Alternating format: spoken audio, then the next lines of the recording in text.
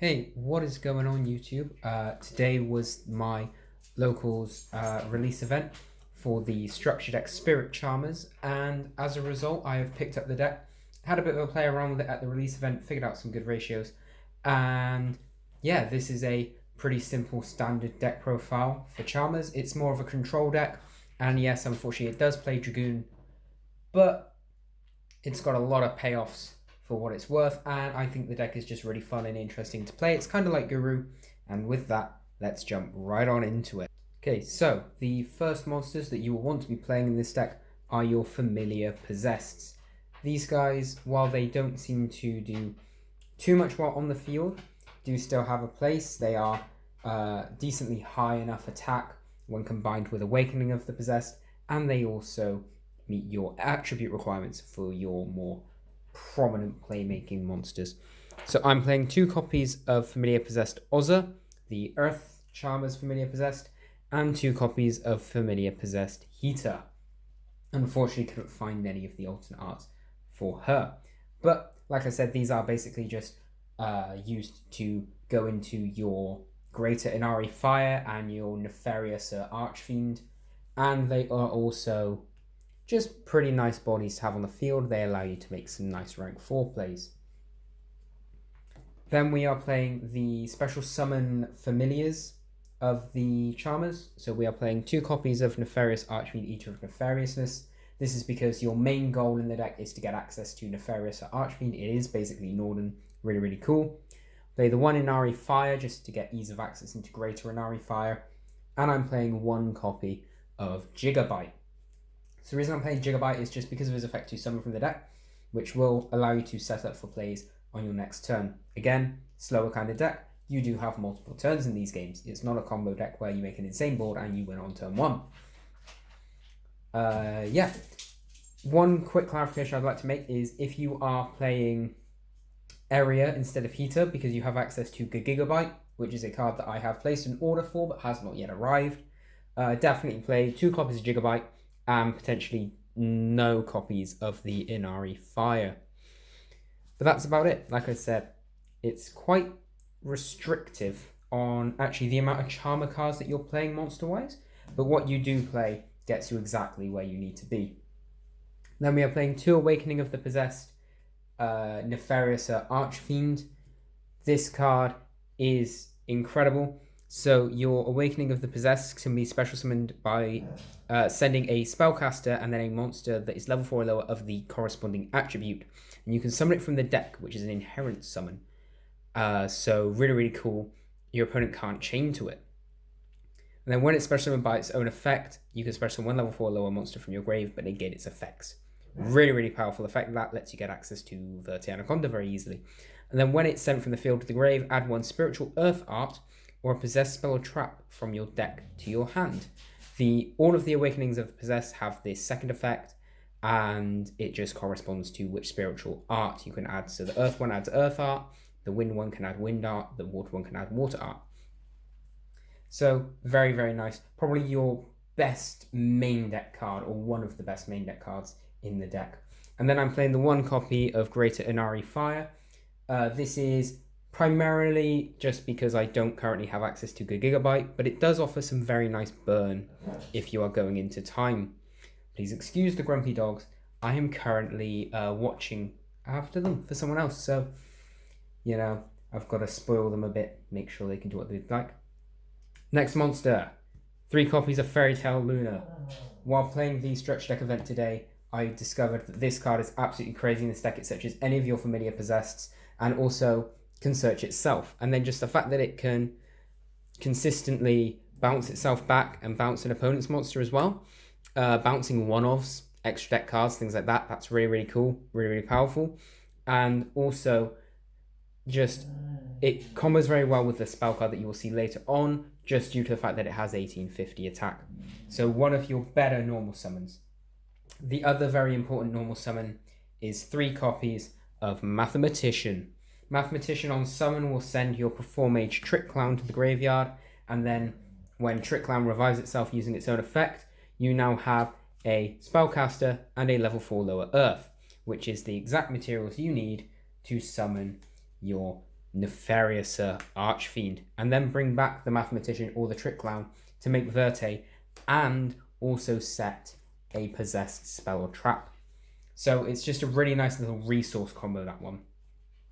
Hand traps, we are quite tight on hand trap space in this deck, so we're playing 3 copies of Droll and Lockbird, as well as, you will see later, 3 copies of Infinite Impermanence. It's just because Droll is the best hand trap this format, and it's also a spellcaster, so if you open Droll and Nefarious Archfiend, you can still make the Nefariouser Archfiend, which is always a nice interaction. Onto spells, we are playing 3 copies of Spirit Charmers. This card is crazy. You discard a card, and then you add one and set one of different named familiar possessed monsters, charmer monsters, or possessed spells and traps. It also just has really, really nice artwork. I really like this card, and the fact that it's a quick play spell, even better. Gotta love when your rota for the deck is a quick play. And then the other spell we're playing, this is one that combos very well with Luna, is 3 copies of Awakening of the Possessed. So all your monsters will gain 300 attack for every different attribute that you control. That's a nice little power boost, can get quite significant as you rack up your different attributes. And then also when you normal summon, or just any monster is summoned to your side of the field that has 1850 original attack, draw 1 card. So normal summon Luna, draw a card, search another Luna. On your next turn, normal summon Luna, draw a card. You can also bounce the Luna to normal summon it again, draw a card. Really, really good interaction there for a nice little resource engine. Playing 2 copies of Triple Tactics Talent, you can play any sort of hand trap you want instead of these if you are looking for a more budget build. This deck is incredibly cheap with the exception of Dragoon and the talents. So, you know, that's something, you know, it's very easy to substitute these kinds of cards out. You can play Veiler, you can play Ghost Ogre. It won't be quite as versatile, but, you know, you're getting the deck at a much lower price. And then instead of Dragoon, I would play something along the lines of just more generic rank 4s and Link 2, so maybe complete the Nightmare package.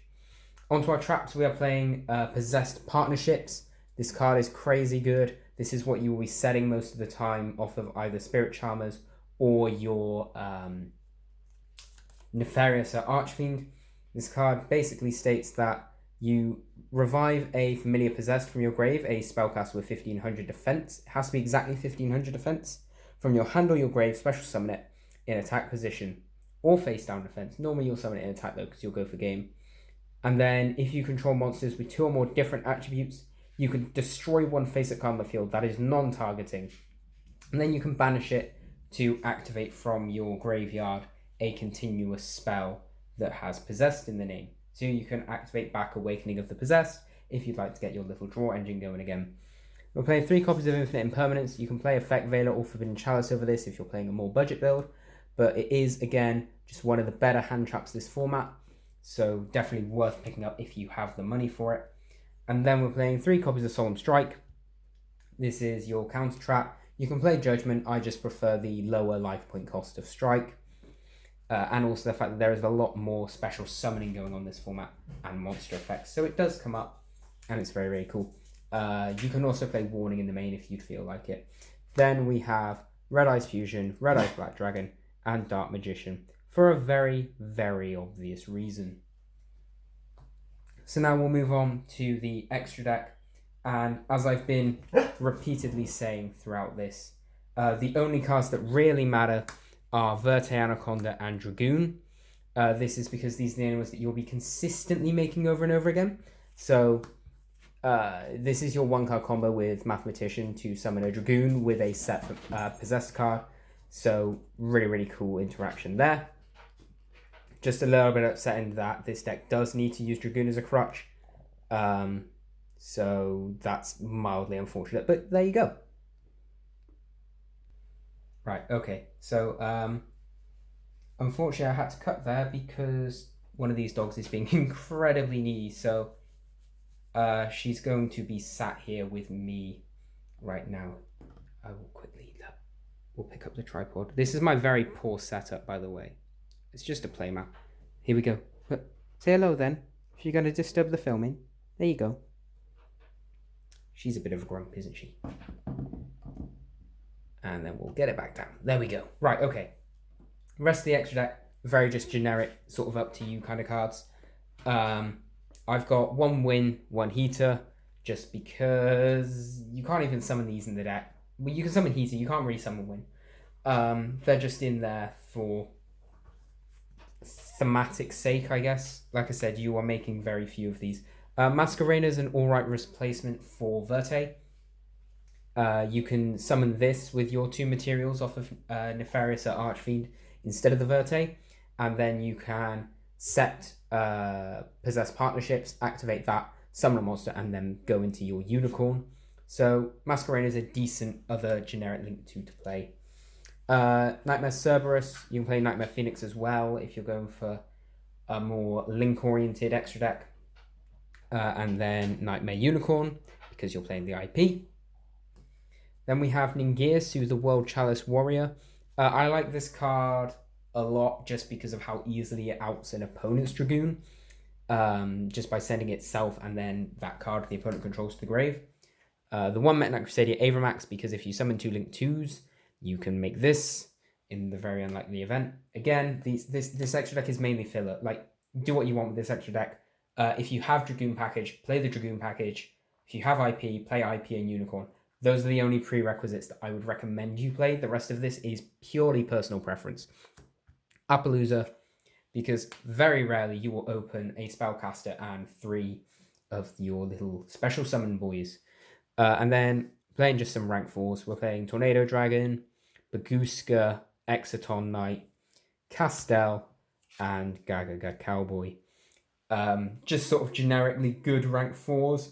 Dweller's another one you probably want to play. Maybe play that instead of the Castel. But aside from that, yeah, the extra deck I can't really give you much advice on. You don't go into it too much. You could play Extrav if you feel like that's the route you want to take. I personally don't play Extrav just because I like to set up my Awakening of the Possessed resource loop, and I can't abuse that and draw every turn if I'm using the Extravagance. But then again, it may be worth it because you're drawing 2 instead of 1. I don't know. Again, highly up to personal preference with this deck. It's just a very sort of basic frame based on what I discovered playing the event today. Side deck is very simple. 3 Twin Twisters, 3 Nibiru, 3 Dark Riddle No More, 3 Solemn Warnings, just as extra negation going first. And then, because sometimes there are decks that this really does shut down, and it was a very nice little reprint in the structure deck. Not as nice as Evenly Matched would have been instead of Super Rare Raigeki, but there we go. And that's Book of Eclipse, just because it flips everything face down, kind of like a mini UCT, and then flips it back face up. Yes, your opponent will draw some cards, but if you've interrupted their combo, or you then have enough pressure to put on board with Dragoon and other things, this card really does do some pretty amazing stuff. But that's going to just about wrap it up, guys. Like I said, very, very quick little deck list.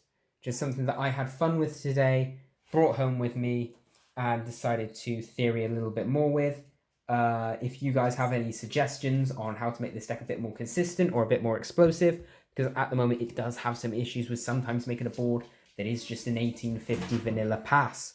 So any suggestions on that kind of front, definitely drop them down in the comments below. Oh, the dogs decided to come say hi to end the video. So, with a guest star, don't forget to like, comment, and subscribe if you think the content deserves it.